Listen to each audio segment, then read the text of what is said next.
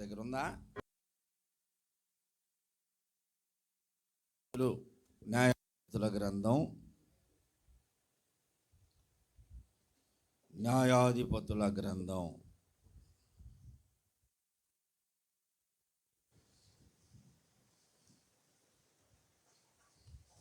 6వ అధ్యాయము.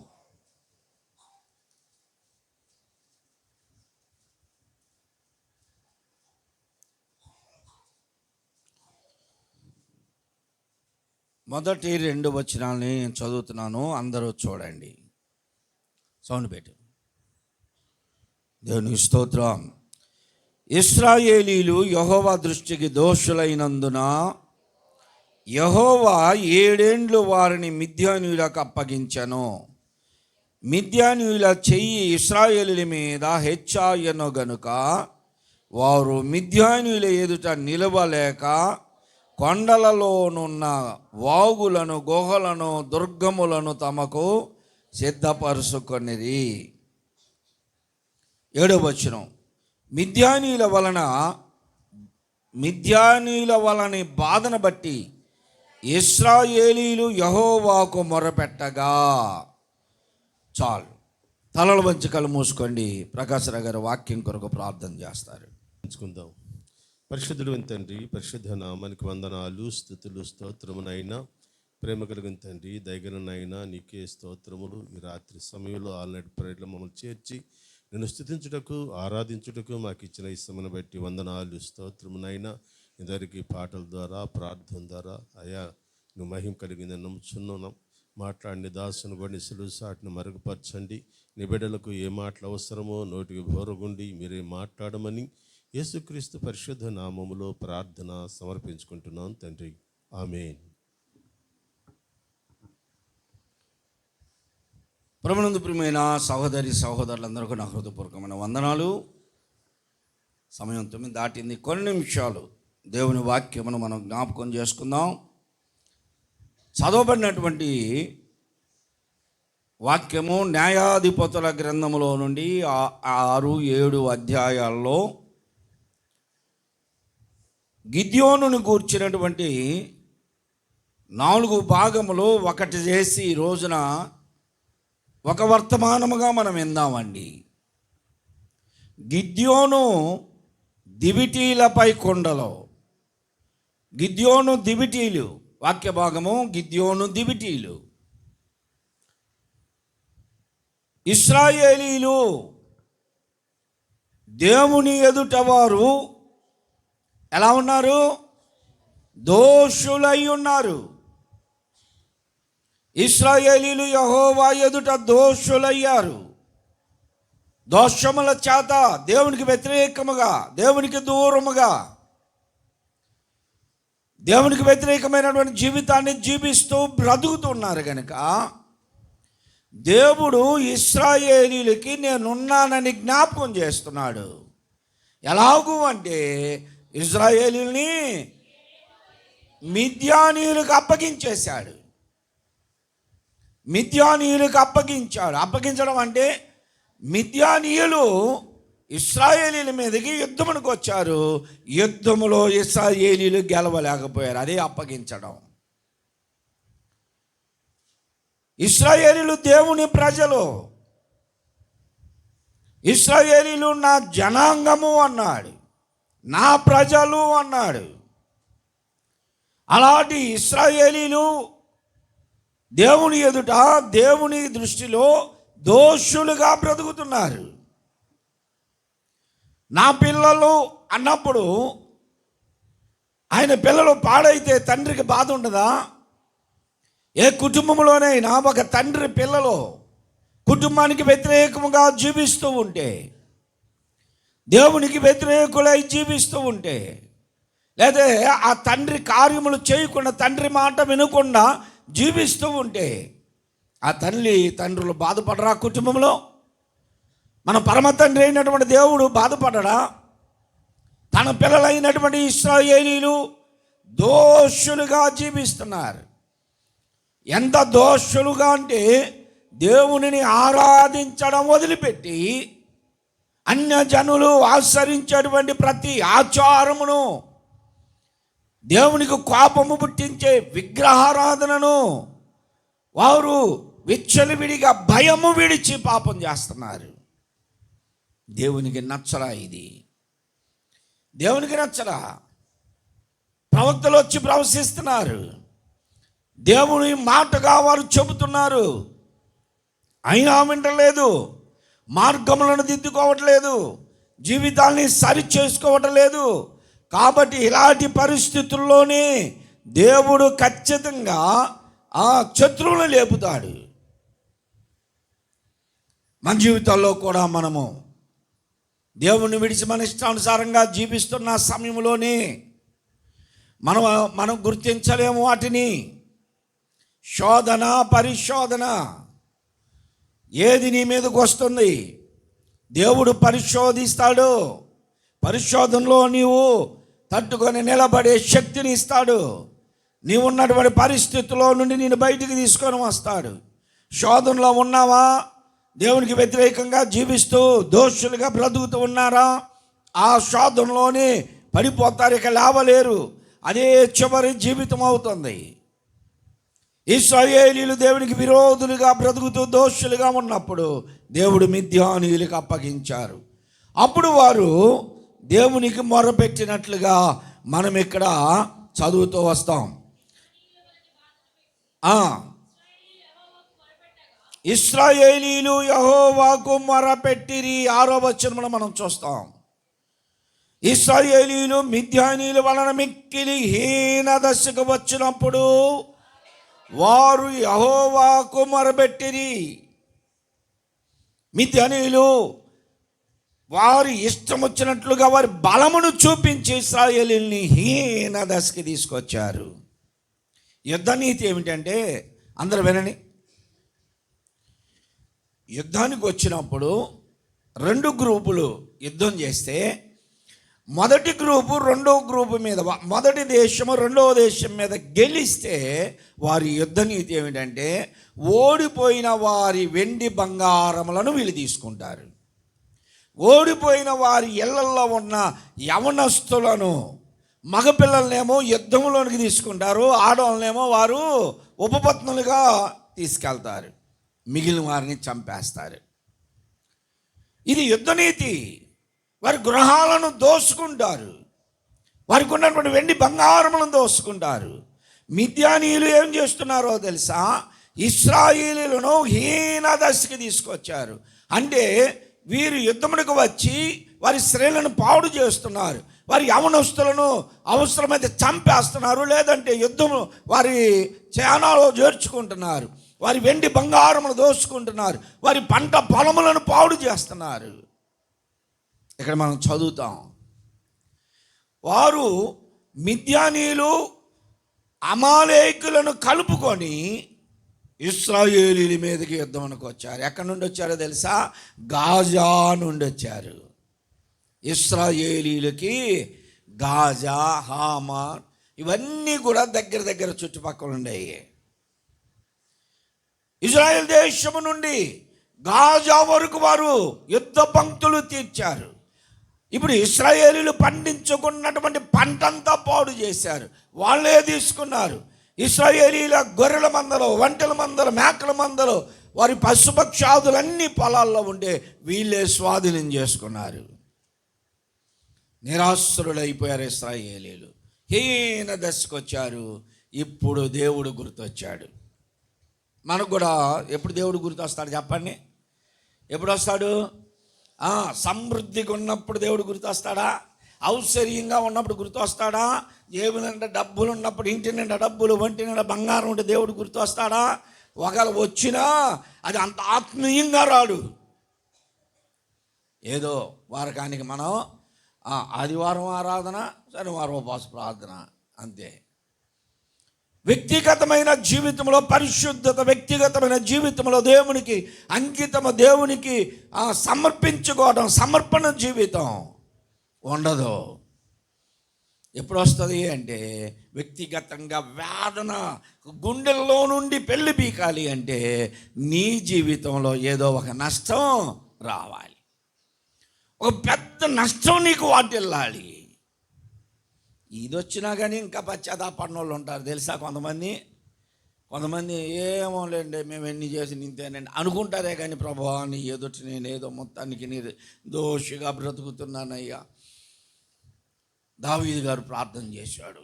దావీదు గారిని దేవుడేమో, దావీదు నాకు హృదయానుసారుడు అంటే దావీదు గారు ప్రార్థన ఏం చేశాడు తెలుసా. ప్రభువా నా నడకను నా పడకను నీవు పరిశీలిస్తున్నావయ్యా. నాలో నీకు నచ్చనివి ఎన్నో ఉన్నాయి, వాటన్నిటిని మట్టి ప్రభువా నీకు ఆయాసకరమైనటువంటి మార్గమును నాలో పరిశీలించి తీసేయి. ఒప్పుకుంటున్నాడు ఆయన మహారాజు అయ్యుండి. మనం సిగ్గుపడతాంలేండి, ప్రజలు ఎదుట మనం ఏదైనా ఒకవేళ బలహీనతలోనే క్షమించి అనడానికి సిగ్గుపడతాం, భయపడతాం.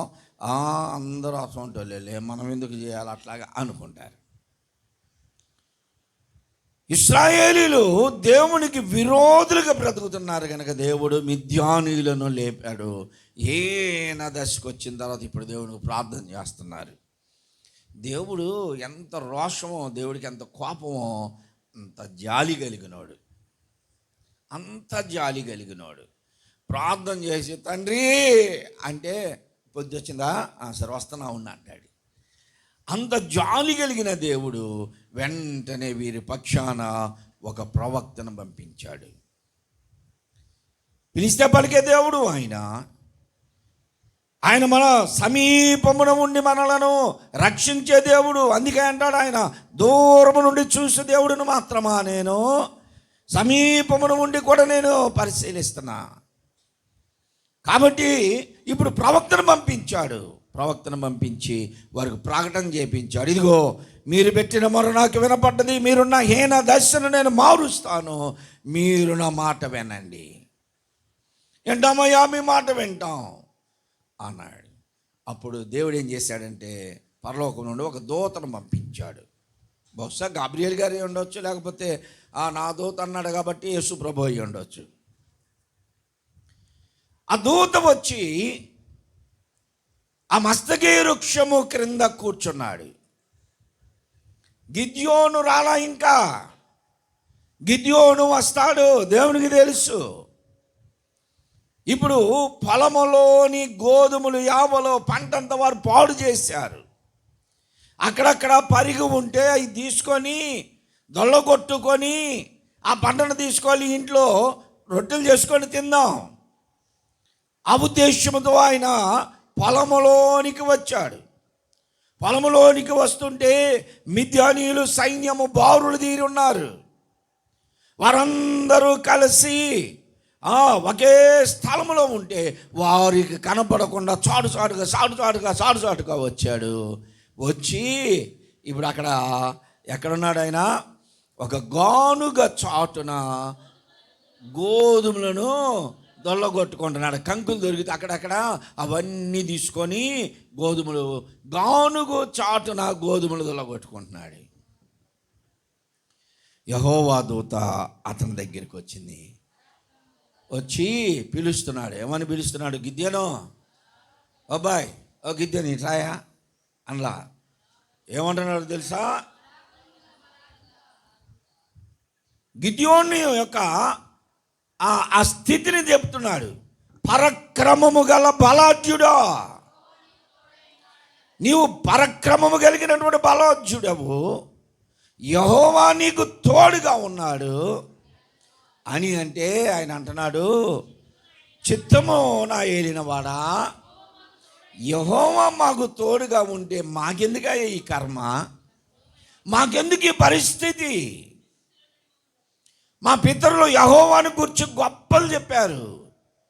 ఐగుప్తులో నుండి విడిపించాడని, ఎర్ర సముద్రములో నుండి నడిపించాడని, అరణ్యములో పోషించాడని, ఆకాశము నుండి మన్నా కురిపించాడని, బండలో నుండి నీరు పంపించాడని ఎన్ని విషయాలు చెప్పారయ్యా మా పితరులో. మరి ఏమైంది ఈ రోజున? ఆ దేవుని కృప ఏమైంది? మా మీద లేదు.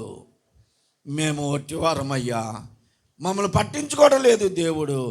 నిజంగా నాలో పరక్రమమే ఉంటే నేను ఎందుకు ఇలా చాటుకుంటా అని చదవండి. ఇప్పుడు ఏమంటున్నాడు? యెహోవా మమ్మను విడిచిపెట్టి, యెహోవా మమ్మను విడిచిపెట్టి మిద్యానీయుల చేతికి మమ్మల్ని అప్పగించెనని అతనితో చెప్పాడు. అంతటి యెహోవా అతని తట్టు తిరిగి, బలము తెచ్చుకొని వెళ్ళు, ఇప్పుడు మిద్యానీయుల చేతిలో నుండి ఇశ్రాయేలీయులను రక్షించే నాయకుడివి నీవే అన్నాడు. నేను పంపిస్తున్నాను, నీవు లేచి వెళ్ళు, పరక్రమము కలిగినటువంటి బలాఢ్యుడివి అంటే గిద్యోను అంటున్నాడు, చిత్తము నాయనా, నేను అసలు ఏ సహాయము చేత నేను వారిని గెలవగలనయ్యా? నా కుటుంబము ఘనత కలిగింది కాదే, 12 గోత్రాల్లో ఘనత కలిగినటువంటి గోత్రం కూడా కాదే. మా పితరుల కుటుంబములో మేము అసలు కనిష్ఠుని నేను.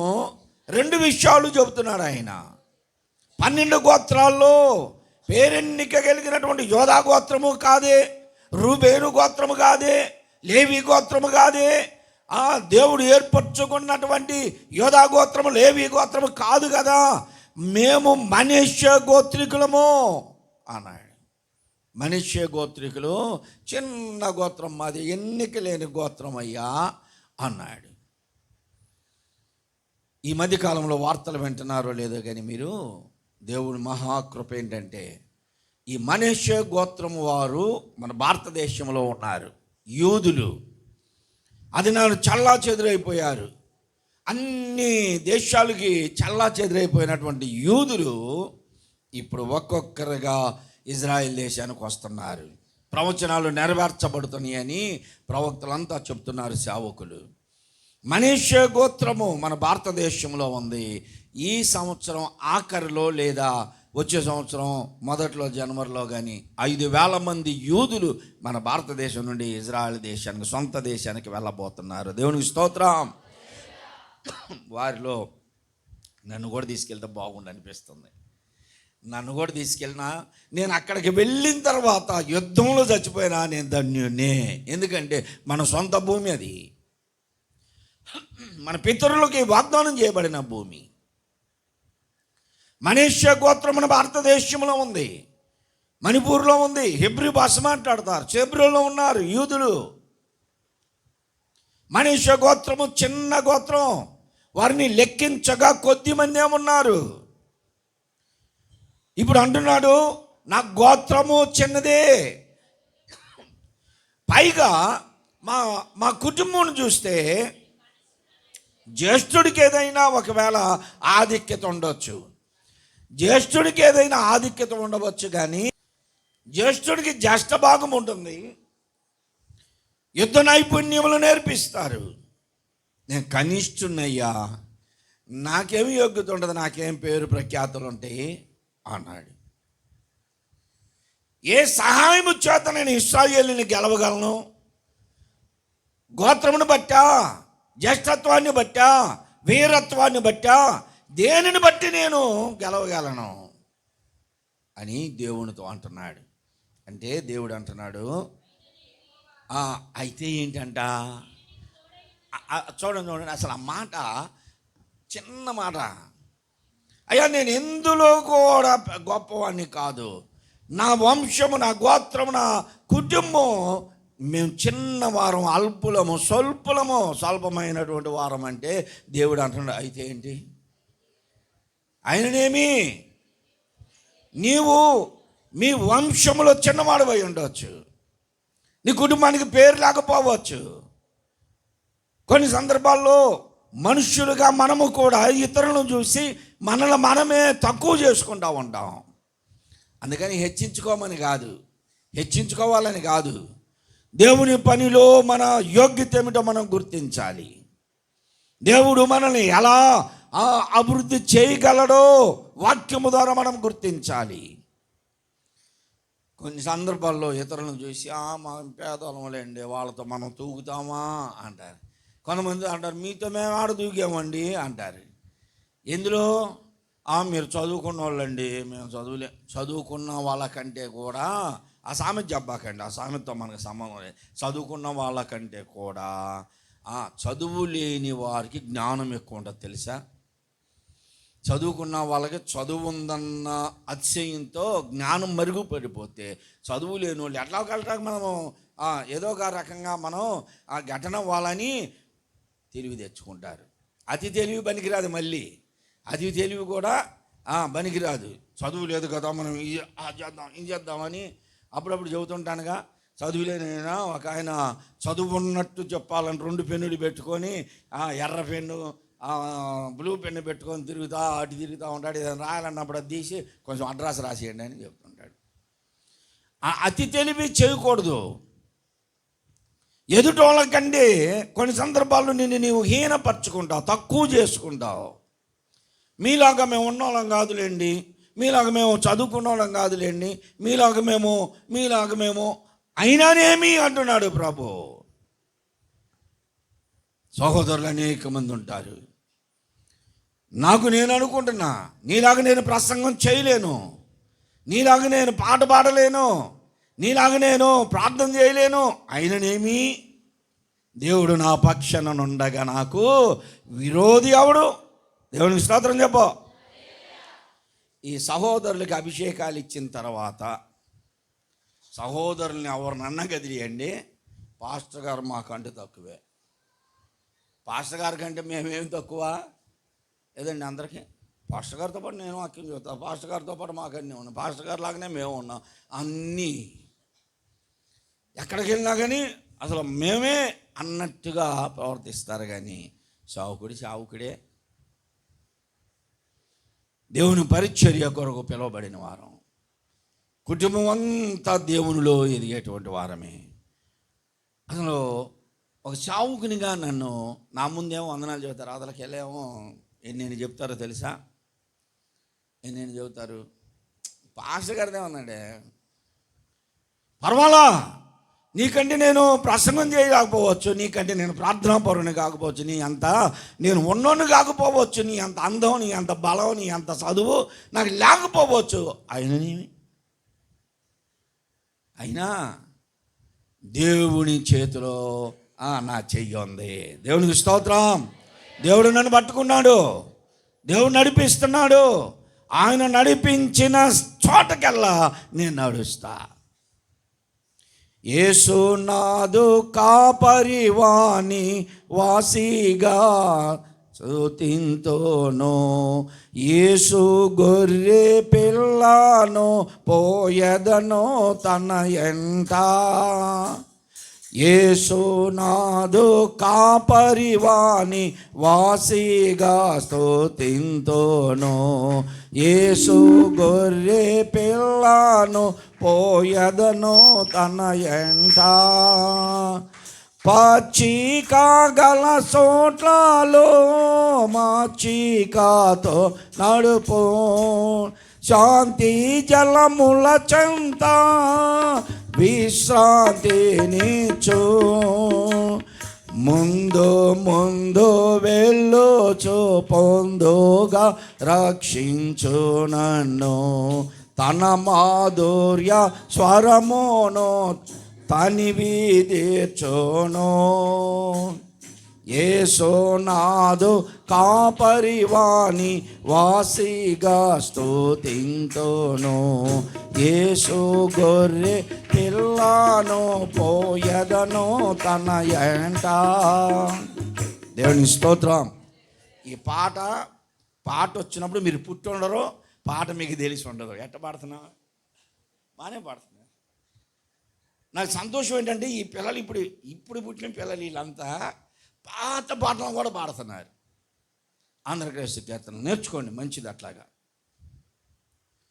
మీరు గొర్రెలకి గొర్రె పిల్లలకి తేడా ఏంటో చెప్పండి. కాపరి వెళ్తున్నాడు, గొర్రెలకి గొర్రె పిల్లలకి తేడా చెప్పండి. కాపరి వెళ్తా గొర్రెల్ని చో అనుకుంటే తీసుకెళ్తాడు, గొర్రె పిల్లల్ని నేను గొర్రె పిల్లని. దేవుని స్తోత్రం. మీరు గొర్రెలే,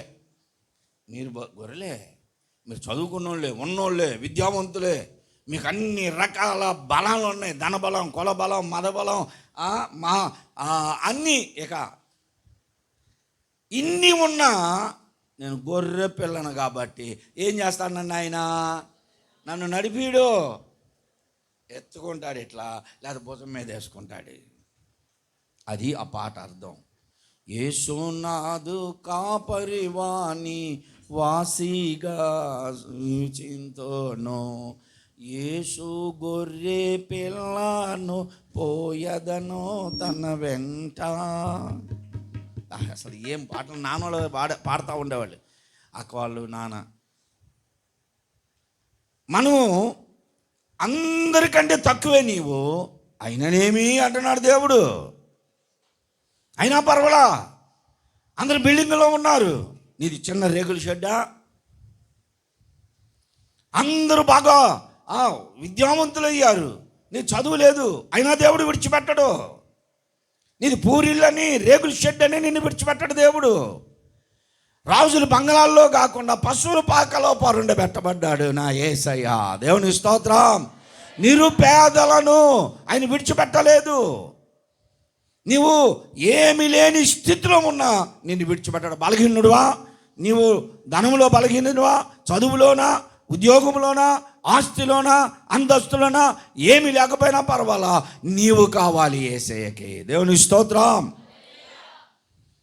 ఇప్పుడు అంటున్నాడు, అయ్యా నా గోత్రము చిన్న గోత్రం, నా కుటుంబంలో నేను కనిష్ఠుణ్ణి, నేను చూస్తేనేమో శారీరకంగా బలము లేని వాడను, ఏం చూసుకొని నేను విజయాన్ని సాధించగలనయ్యా అంటే దేవుడు అన్నాడు, అయితే ఏంటంట, రా బయటికి, నేను నీకు తోడయ్యుందును అన్నాడు. దేవునికి స్తోత్రం చెప్పండి. ఈ ఒక్కడి చాలు. మనకేమీ లేకపోయినా దేవుడు ఒక్కడుంటే చాలు. అయిననేమి నేను నీకు తోడున్నా. ప్రభు మనతో ఉంటే మనం చేయలేనిది ఏమీ ఉండదు, మనకేమీ కొదువు ఉండదు. ఇప్పుడు అంటున్నాడు, రా బయటకు వచ్చేసేయి అంటే అప్పటికి ఆయనకి అనుమానమే. తండ్రి, నువ్వు నాకు ప్రత్యక్షం అయ్యావు కాబట్టి నీకు ఏదన్నా ఒక నైవేద్యం పెడతా, నువ్వు నాకు ప్రత్యక్షం అయ్యావు కనుక నిజంగా అయ్యా నీకు ఒక నైవేద్యం చేస్తానని ఇంటికి పోయి వచ్చి నాకు ఉండే అంటే కూర్చున్నాడు, తీసుకొచ్చాడు నైవేద్యం. నేను మొత్తం వివరించట్లా, మన వాక్య భాగం ఏంటి చెప్పండి. గిద్యోను దివిటీలపై కొండ, ఈ వివరణ చెప్తున్నాను మీకు ముందు. నైవేద్యం తెచ్చాడు, ఆ మేకపిల్లను వధించాడు, దాన్ని దేవునికి నైవేద్యంగా అర్పించాడు. దేవుడు వెళ్ళిపోయాడు, దేవుని దూత వెళ్ళిపోయింది. తర్వాత మరలా ప్రత్యక్షమయ్యాడు. ప్రత్యక్షమైతే ఇప్పుడు అంటున్నాడు, గిద్యోను బయలుదేరవా, యుద్ధానికి అంటే మరలా అంటున్నాడు, అయ్యా నేను మిద్యాన్ని గెలుస్తానా, నేను అసలు ఎంత అయ్యా, వాళ్ళు చూడు అసలు ఆ మిద్యానీయులు అమాలేకులు కూడుకొని వచ్చారు, ఇసుక రేణువులంతగా విస్తరించిపోయారు వాళ్ళు, మేము చూస్తే నా కొద్ది మంది ఉన్నాం అంటే, అయినా పర్వాలేదు నువ్వు బయలుదేరి వెళ్ళు అంటే ఆయన అంటున్నాడు, ఒక చూసిన ఏదైనా చూపించవా, నేను ఇశ్రాయేలుని గెలుస్తానని ఒక చూసిన చూపించు అన్నాడు. నిజంగా దేవుడు కనపడ్డాడు అంటే ఒక చూసిన, ఇశ్రాయేలును నేను గెలుస్తానంటే ఒక చూసిన చూపించు అన్నాడు. దేవుడు అన్నాడు, సరే నేను చూపించేది కదా, నీకేం కావాలో అడిగా అన్నాడు. ఒక చూసిన నువ్వే చెప్పు అంటే ఆయన అటు ఇటు చూసేసరికి అక్కడ గొర్రెబొచ్చు ఆరబోసి ఉంది. ఇప్పుడు అంటున్నాడు, చుట్టూ మొత్తం అంతా మంచు కురవాలి, ఆ గొర్రెబొచ్చు వరకు తడవకుండా పొడిగి ఉండాలి. గిద్యోని అంత ధన్యుడయ్యాడండి. గిద్యోను అడిగింది దేవుడు చేశాడు. అలాగే గిద్యోను అని ఆ రాత్రి చుట్టూ మొత్తం అంతా మంచు కురిసింది, ఆ గొర్రెబొచ్చు వరకు పొడిగా ఉంది. చూశాడు, అరే అంత మంచు కురిసింది, తడిసిపోయింది, నీళ్ళన్నీ చుట్టూ ఉన్నాయి, ఈ గొర్రెబొచ్చులో కొంచెం కూడా లేవే అన్నాడు. దేవుడు అన్నాడు, గిద్యోను వెళ్తావు ఇప్పటికైనా అంటే, ఇప్పుడు అన్నాడు, అయ్యా ఇంకొకసారి అయ్యా, నాకెందుకో నమ్మకం పుట్టట్లా, ధైర్యం లేదయ్యా, ఇంకొకసారి ఇప్పుడు ఏం చేయమంటావు చెప్పు అంటే, నేలంతా పొడుగు ఉండాలి, గొర్రె బొచ్చు వరకే తడవాలయ్యా. దేవుడు అన్నాడా, సరే అలాగే. పొద్దునే వచ్చాడు, నేల మొత్తం పొడిగా ఉంది, గొర్రె బొచ్చు నిండా నీళ్ళు కారుతున్నాయి. తీసి పిండితే బకెట్లు నిండిపోయినాయి అంట, పాత్రలు నిండిపోయినాయి. ఇప్పుడు అయ్యా నిజంగా నేను వెళతానయ్యా అన్నాడు. సరే రేపు పొద్దున బయలుదేరాలి నువ్వు అన్నాడు. పొద్దున్నే వస్తే మేదకొండ కూర్చున్నాడు. గిద్యోను ఏంటి ఇంత సూచన చూసావు నీవు? గిద్యోను కూడా నాలాంటోడే, ప్రతిదానికి భయపడేవాడే, అన్ని విషయాల్లో భయమే. మరలా ఏంటి కూర్చున్నావు? నువ్వు అడిగిన సూచన కూడా చూపించాను కదా అంటే, కాదయ్యా ఎలాగా అంటే, నువ్వులే రాత్రి నువ్వు మిద్యానీయుల గుడారాల దగ్గరికి పో అన్నాడు. వా ఏదో ప్లాన్ వేసావయ్యా నన్ను చంపడానికి. మిద్యానీయులు విస్తారముగా ఇసుక రేణువుల్లా ఉంటే వాళ్ళ మధ్యలోనికి నేను ఒక్కడిని వెళ్ళాలా అన్నాడు. అప్పుడు అంటున్నాడు దేవుడు, నువ్వు ఒక్కడివే వెళ్ళలేకపోతే నీతో పాటు ఒకరిని తీసుకొని వెళ్ళు. ఆ రాత్రి అందరూ నిద్రిస్తూ ఉండగా గిద్యోనును తన సైనికుడు ఇద్దరూ కలిసి మిద్యానీయుల గుడారముల దగ్గరికి వెళుతూ ఉండగా ఒక గుడారంలో నుండి ఇద్దరు మాట్లాడుకుంటూ ఉన్నారు. వారి మాటల్లో ఏం మాట్లాడుకుంటున్నారు అంటే, చూడండి 7వ అధ్యాయంలో ఆ రాత్రి యెహోవా 9వ వచనంలో అతనితో ఇట్లా నేను, నీవు లేచి నీ చేతికి దాన్ని అప్పగించిన పోవటకు నీకు భయమైన ఎడల నీ పనివాడైన పూరాతో కూడా దండుకు దిగిపోము. వారు చెప్పుకొనుచున్న దానిని వినిన తర్వాత నీవు ఆ దండులోని దిగిపోవటకు నీ చేతులను బలపరచబడునని చెప్పగా అతడు అతని పనివాడైన పూరాయును ఆ దండులోనున్న సన్నద్ధుల యొద్దకు పోయిరి. వీరిద్దరే, పూరాయును గిద్యోను ఇద్దరు ఆ దండులోనికి వెళ్ళారు. రాత్రిపూట అందరూ నిద్రపోతూ ఉన్నారు. వీరు దండులోనికి వచ్చే సమయానికి ఇద్దరు మాట్లాడుకుంటున్నారు. ఒకడు లేచి పక్కన లేపాడు, లేరా ఏమైంది బ్రదర్, ఏంటి ఏమైంది అంటే, నాకు ఒక కళ వచ్చింది. నాకు కళ వచ్చింది అంటే, కళలు వస్తాయి. రోజు కళలు రాకుండా ఉంటాయా? ఎవరికైనా కళలు రాకుండా ఉంటాయా? ప్రతి రాత్రి కళలు వస్తాయి. ఆ కళలో మెలకు వచ్చిన 3-4 సెకండ్లుగా మర్చిపోతారు. తెల్లారి తలబాదుకుంటారు, రాత్రి ఏదో కళ వచ్చింది అమ్మాయి, రాత్రి ఏదో కళ వచ్చింది, ఏదో కళ వచ్చిందని గుర్తుండదు. ఎప్పుడో ఏదో ఒక కళ గుర్తుంటుంది. ఇతను అంటున్నాడు, కళలు వస్తాయి అంటే మామూలు కళ కాదు వచ్చింది. ఇదిగో చెబుతున్నా విను.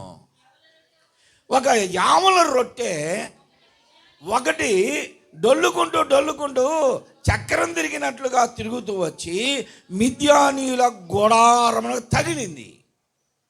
మిద్యానీయుల గుడారాలు ఎలా ఉంటాయో తెలుసా? స్ట్రాంగ్గా ఉంటాయి. మేకులతో దిగ కొడతారు, చాలా బలమైనటువంటివి. కారణం ఏమిటి అంటే మిద్యానీయుల ఒంటి నిండా బంగారమే. మిద్యానీయుల ఒంటెలకు కూడా, వారు ఎక్కువచ్చే ఒంటెలకి చంద్రహారాలు వేస్తారు. చంద్రహారాలు అనేవి ఇప్పుడు మనుషులు వేసుకుంటున్నారు, కానీ అసలు తయారు చేసింది దేనికోసం అంటే ఒంటెల కోసం, గుర్రాల కోసం. అవి తలతలాడుతా అందంగా కనపడాలని వాటి కోసం తయారు చేశారు. మిద్యానీయుల యొక్క ఔశ్వర్యం అంతా తీసుకొని బయలుదేరతారు వారు ఎక్కడికి వచ్చినా. అందుకని వారి గుడారాపు మేకులు బలంగా దిగ్గొడతారు. ఇప్పుడు ఈయనకు వచ్చిన కళలో యావల రొట్టె ఒకటి డొల్లుకుంటూ వచ్చి మిద్యానీయుల గుడారమునకు తగిలగా ఆ గుడారము పడిపోయింది అని ఇతను చెప్పగానే రెండో వాడు అంటున్నాడు, రేయ్ ఇదేంటి అనుకుంటున్నావు? అది ఏమిటి అనుకుంటున్నావు?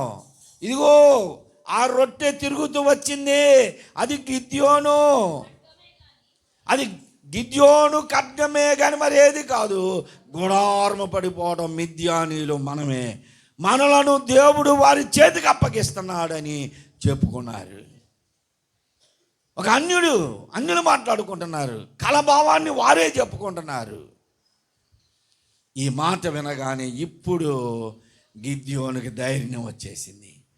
ధైర్యం వచ్చేసి పాలెములు అందరిని పిలిచాడు, రండి రండి రండి రండి అని పిలిస్తే 10,000 మంది అయ్యారు. 10,000 మంది అయ్యారు. అయితే దేవుడు చూశాడు, గిద్యోను సిద్ధమా అంటే ఇంతమంది ఉన్నారయ్యా నా దగ్గర అంటే, గిద్యోనుతో అంటున్నాడు దేవుడు, వద్దు ఇంతమందితో నీవు యుద్ధానికి వెళ్ళి నీవు యుద్ధంలో గెలిచినా వాళ్ళు ఏమనుకుంటారు, మేము ఇంతమంది ఉండబట్టేనండి నీకు జరిగింది అంటారు. యుద్ధంలో నువ్వు ఓరకు గెలిచేవాడు అనుకున్నావా? యుద్ధంలో నువ్వు ఓరకు గెలిచేవాడువా? మేము లేకపోతే నీవు యుద్ధంలో ఆడగెలుస్తా అంటారు వాళ్ళు. మా బాహుబలము చేతన యెహోవాకు విజయం కలిగిందని అంటారు. కనుక ఒక మాట చెప్పు వాళ్ళకి, ఆ సైన్యమును చూసి ఎవరైతే భయపడుతున్నారో వారు వెళ్ళిపోండి అని చెప్పేసి అన్నాడు. చెబితే 7,000 మంది వెళ్ళిపోయారండి. అంతేనా? వాళ్ళందరూ వాళ్ళకి చెప్పారు, అబ్బాయి ఆ సైన్యం చూస్తే పెద్దగా ఉందంటే వీళ్ళు ముందే అనుకుంటున్నారు, నన్ను కూడా పిలిచాడు, నేను ఎందుకయ్యా యుద్ధంలో నేనేం చేయగలను అనుకుంటున్నారు. అంతలో గిద్యోని మాట చెప్పాడు, ఎవరైనా సైన్యమును చూసి భయపడితే వెళ్ళిపోండి అనగానే ఇదే సందనుకొని 7,000 మంది వెళ్ళిపోయారు. 1,000 మంది వెళ్ళిపోయారు, మిగిలింది కొద్ది మంది.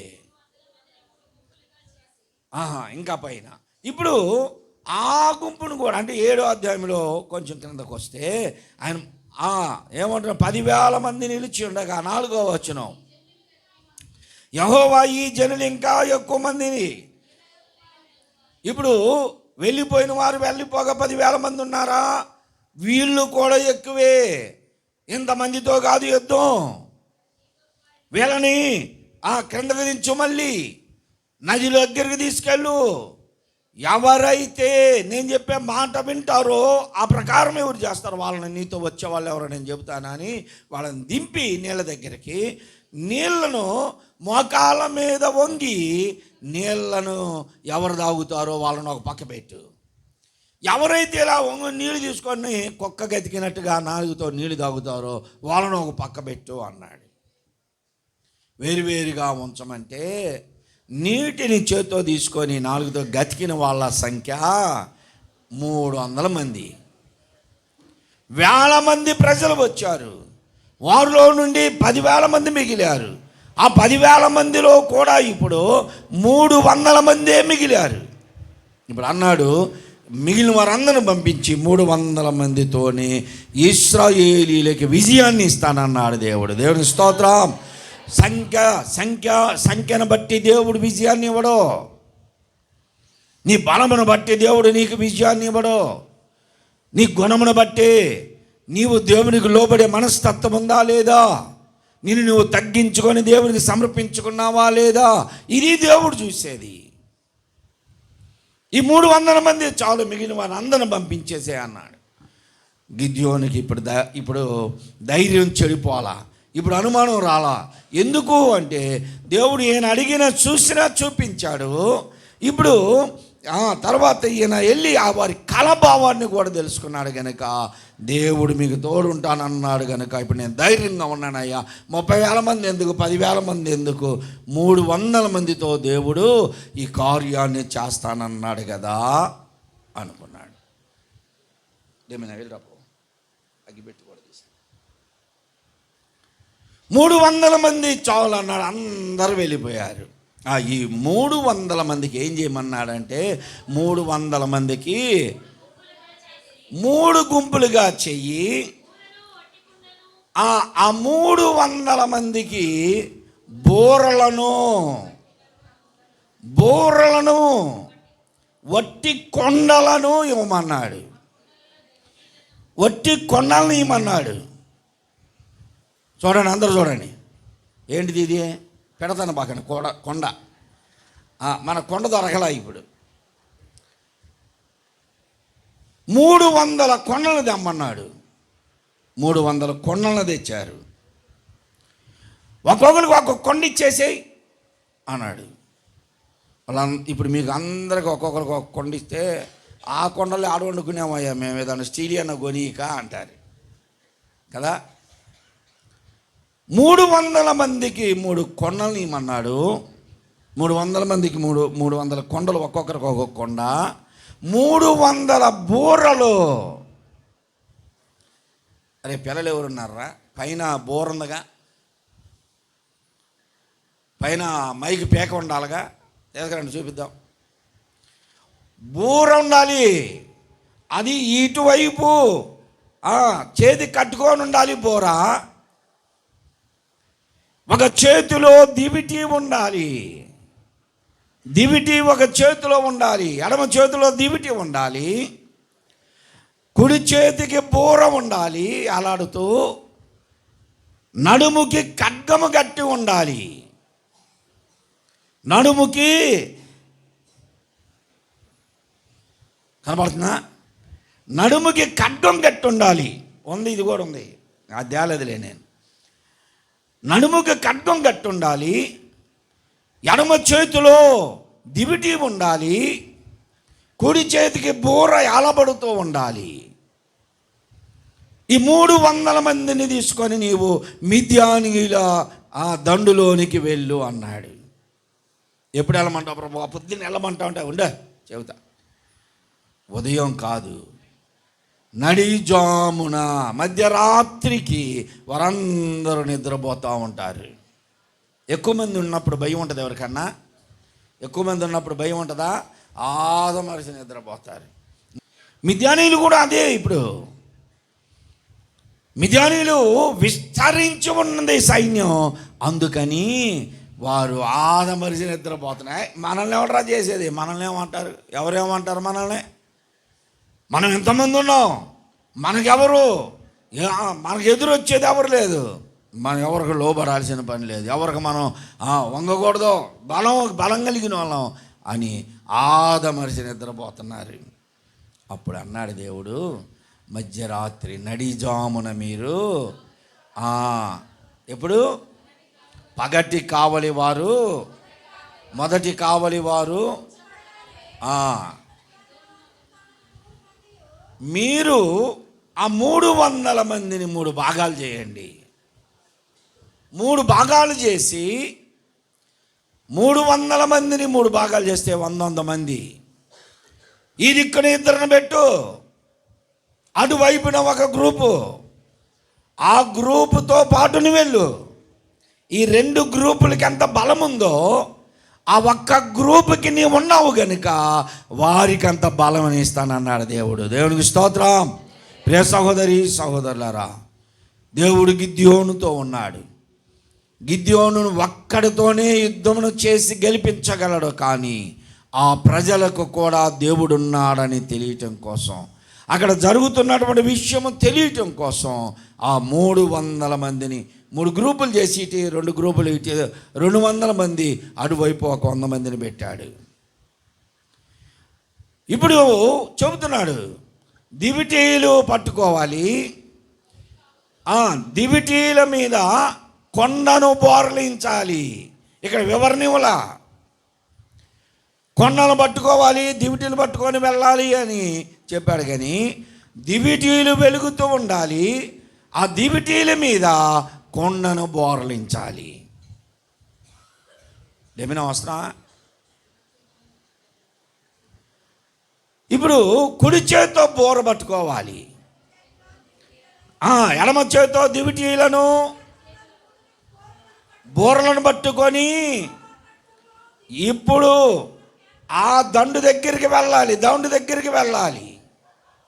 ఆ దండు దగ్గరికి వెళ్ళినప్పుడు, ఆ దండు దగ్గరికి వెళ్ళిందాక వీళ్ళు ఆ దివిటీలు పట్టుకొని దాని మీద కొండను బోరలు ఇచ్చి వారు ఆ దండు దాకా వెళ్ళాలి. వెళ్ళిన తర్వాత వారు చేయవలసిన పని ఏమిటి అంటే, 300 మంది ఒకేసారి బోరలను ఓదాలి. అందరూ ఒకేసారి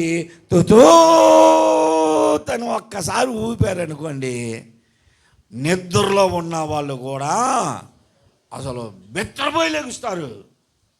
అందరూ గుడారాల్లో నుండి బయటకు వచ్చి యుద్ధ సైన్యము తీరినటువంటి వారు కూడా ఒక్కసారి మెలుకునేసరికి వీళ్ళు ఏం చేశారో తెలుసా? బోరలు ఊదుతూ ఆ శబ్దంలో నుండి ఒక్కసారిగా ఖడ్గాన్ని లాగి కొండను పగలగొట్టేశారు. కొండను పగలగొట్టారు. అప్పుడు కొండలో వెలుగుతున్న దివిటి కాంతి ఒక్కసారి 300 మంది దివిటీలు వెలుతురు రాగానే వాళ్ళు బెత్తరపోయారు. నిద్రలో లేచి ఒకరినొకరు వాళ్ళే చంపుకుంటున్నారు. దేవుడు చేయదలుచుకుంటే మన పక్షాన ఆయన యుద్ధం చేసి మనకి విజయాన్ని కలిగిస్తాడు. దేవునికి స్తోత్రం. మిద్యానీయులందరూ ఇసుక రేణువుల వలె విస్తరించి ఉన్నారు. వాళ్ళందరూ విస్తరించి ఉన్నారు. అందరి విస్తారమైన సైన్యమును చూసి భయపడిపోతున్నటువంటి ఇశ్రాయేలీయులకి ధైర్యం ఇచ్చే దేవుడు, నీ వంశము ఆ స్వల్పమైనదైనా, మనష్య గోత్రము చిన్నదైనా, నీ కుటుంబంలో నీవు కనిష్ఠుడు అయినా పర్వాలేదు, నేను నీకు తోడుంటానన్నాడు.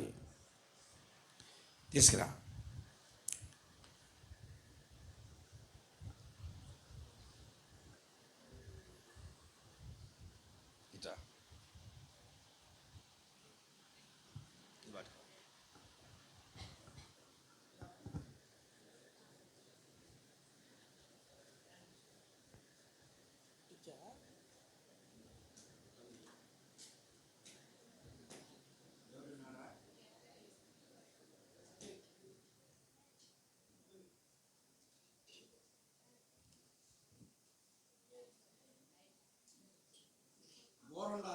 బోర ఉంటే అది కూడా ఇక్కడ తగిలించుకొని బోర ఖడ్గాన్ని తీసి ఆ బోర ఊది ఖడ్గాన్ని లాగి ఒకసారిగా దీన్ని పగలు కొట్టాలి.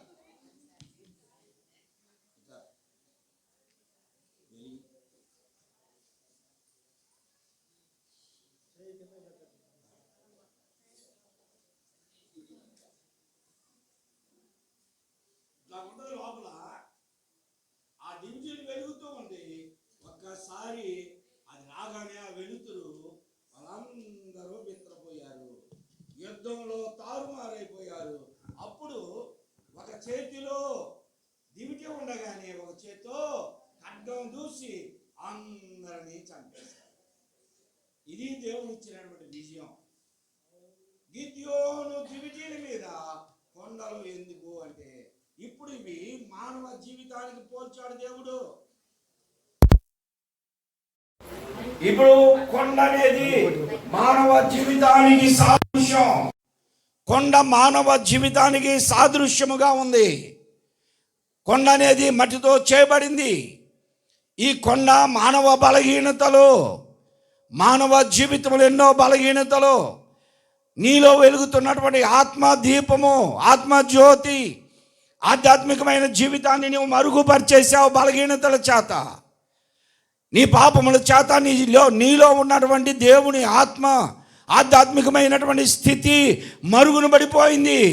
ఇప్పుడు నువ్వు చేయవలసింది ఏమిటి అంటే, నీ దగ్గర ఒక బోర్ ఉండాలి. శత్రువుల మీద, సాతాను మీద విజయమును కలిగించేటువంటి ప్రార్థనా స్వరము నీలో ఉండాలి. దేవుని స్తోత్రం. బోరణ ఊదాలి, స్వరము వినపడాలి, దేవుని ఎదిరించాలి. అపవాది నీవి నాకు ఏమి చేయలేవని చెప్పాలి. ఖడ్గమును తీసి, ఖడ్గము వాక్యానికి సాదృశ్యం, ఆ వాక్యమనే ఖడ్గముతో నీలో ఉన్న బలహీనతలను కొండను పగలు కొట్టేయాలి. అప్పుడు నీవు వెలిగించబడిన జ్యోతి వలె ఉంటావు. దేవునికి స్తోత్రం, దేవునికి స్తోత్రం. జ్యోతిర్మయుడా నా ప్రాణ ప్రియుడా, స్తుతి మహిమలో నీకే, నా ఆత్మలో అనుక్షణం అనుక్షణం నా అతిశయము నీవే, నా ఆనందము నీవే, నా ఆరాధన నీవే, నా అతిశయము నీవే, నా ఆనందము నీవే, నా ఆరాధన నీవే. దేవుని స్తోత్రం.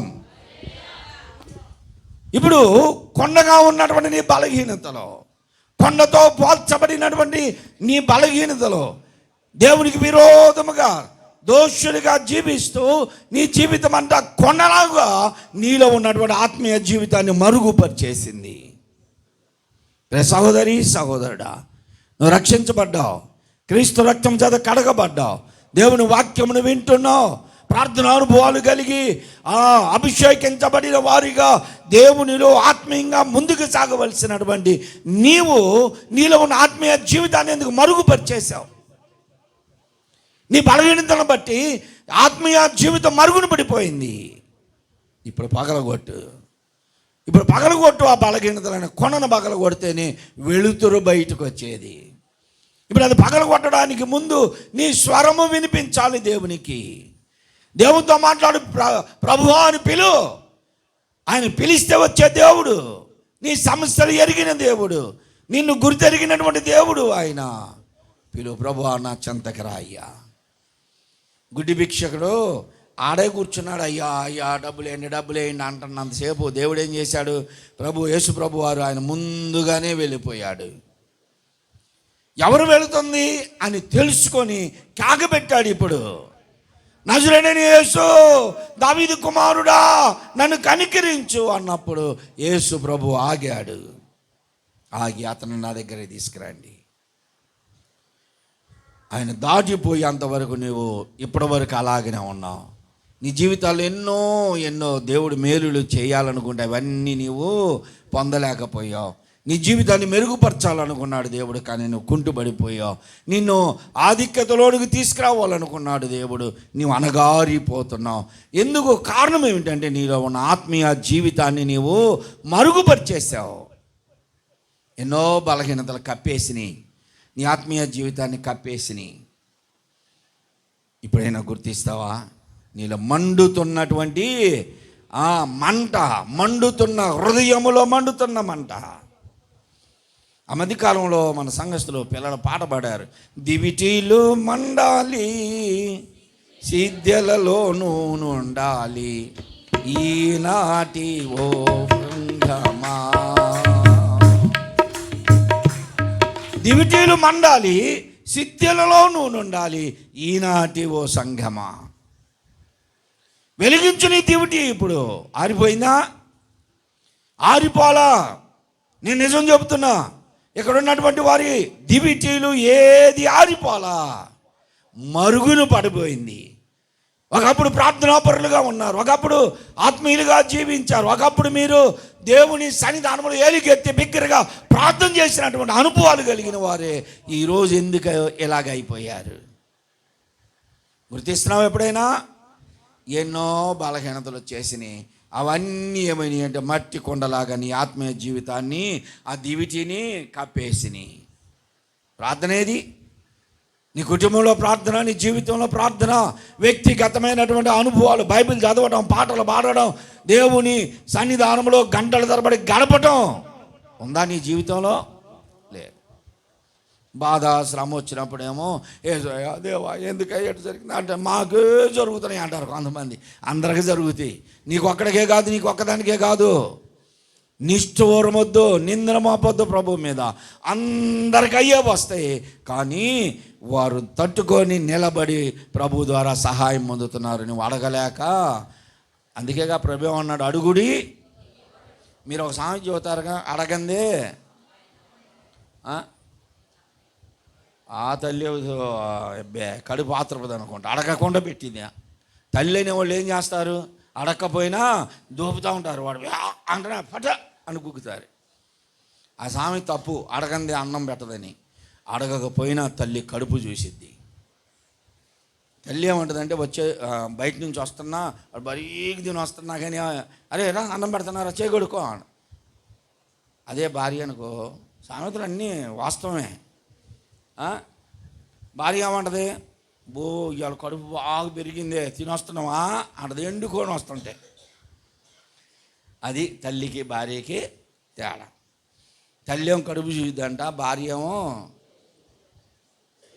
చెప్పండి పెద్దగా జేబులా భుజాలు జేబులు ఇది. ఒకప్పుడు మీరు కూడా దేవుని సన్నిధానంలో ఆత్మీయులుగా బ్రతికిన వాళ్ళే. నాకు తెలుసు, మీ ఆత్మీయ జీవితం నాకు తెలుసు. ఒక్కొక్కరు మీలో ఉన్నటువంటి వారిలో మోకరించి ప్రార్థన చేస్తుంటే నాకు హృదయం ఉప్పొంగిపోయేది సంతోషంతో. సంఘంలో పిల్లలు ఇంత ఆత్మీయంగా ఉన్నారే అనిపించేది, అంత సంతోషం ఉండేది. ఇవాళ ఏమైపోయారు, డ్యూటీలన్నీ కొండను కప్పేశారు, పైన కొండను కప్పేశారు. వెలుగుతుందలే లోపల, కానీ వాక్యం విన్నప్పుడేమో ఇంకా కప్పవాడు, కానీ ఈసారి ఇంకా బాగా ఉండాలి, ఇంకా అట్లు కాదు ఇంకా ఉందామని అనుకుంటున్నారు. కానీ ఆ కొండ పగలట్లా బలహీనతలు పోవట్లా, అంటు పెట్టుకొని వంటని అవి విడిచిపెట్టేవి కాదు. ఇక అలాగునే చచ్చిందాకా ప్రమాణం చేసుకున్నాం, నేను వదిలిపెట్టను, ఈ జీవితం ఇంతే పోవాల్సిందే అని. దేవుడు లేకుండా నీకేది జరగదు. నువ్వు అనుకుంటున్నావేమో, నువ్వు లోక సంబంధంగా జీవిస్తున్నావేమో, ఇప్పుడే నీ దీవిటి మండేటట్లుగా, శత్రువులపై దేవుడు నీకు విజయాన్ని ఇచ్చేటట్లుగా బలహీనతలు కలిగిన కొండను పగలగొట్టు, బోర ఊదు. సైన్యం మీద దేవుడు మనకి మన శరీర క్రియల మీద, శరీర ఆశల మీద, మన నేత్రాశల మీద, మన జీవపుడంబాల మీద మనకి జయమునిచ్చి దేవుడు తన స్వాధీనంలో మనం తీసుకుంటాడు. దేవుడి మాటలు దీవించును గాక. ఆమేన్. అందరూ లేచి నిలబడండి. అందరూ లేచి నిలబడదాం, పాట పాడుకుందాం, బల్లారాధనలోనికి వెళ్దాం. ఒక గంట లోపల వెళ్ళిపోదాం మనం. 11 గంటల దేవి సంపదలాగా నీవి, సర్వకృపాని దేవి సంపదలాగా నీవి, సకలము సకలము సకలము సకలము చేయగలని వైపేనా కన్నులెత్తి చూచెదా, సకలము చేయగలని వైపేనా కన్నులెత్తి చూచెదా, కలవరపడి కొండల వైపు నా కందులే కులుమా,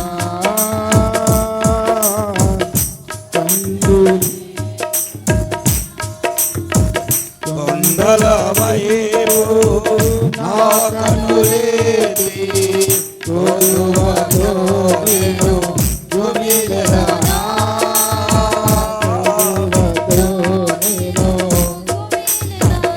నిత్యము కదలని సీయోను కొండపై నిత్యము కదలని,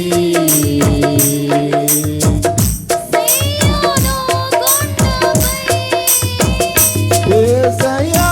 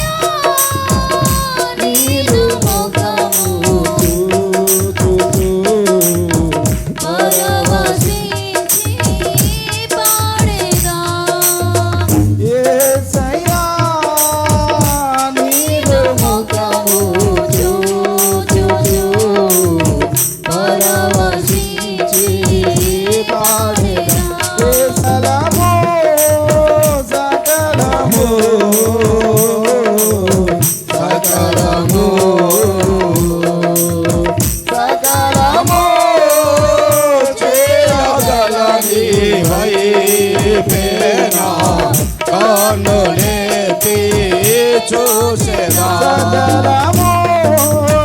చేయగలని వైపేనా కన్నులెత్తి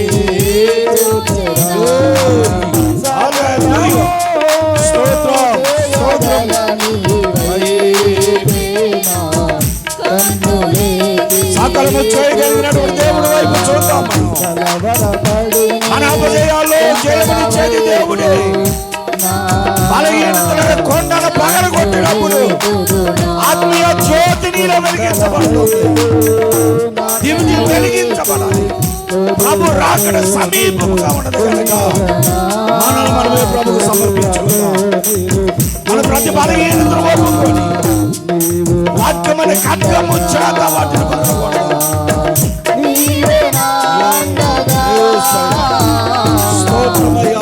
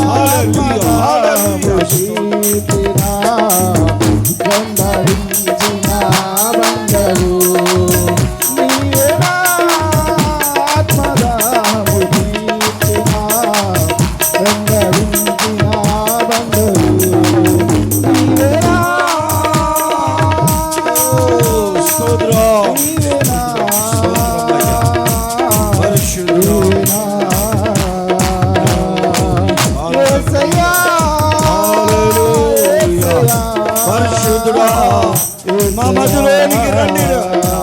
పరిశుద్ధాత్మ దేవుడా, ఒక్కొక్కరిని దర్శించండి అయ్యా, దర్శించండి.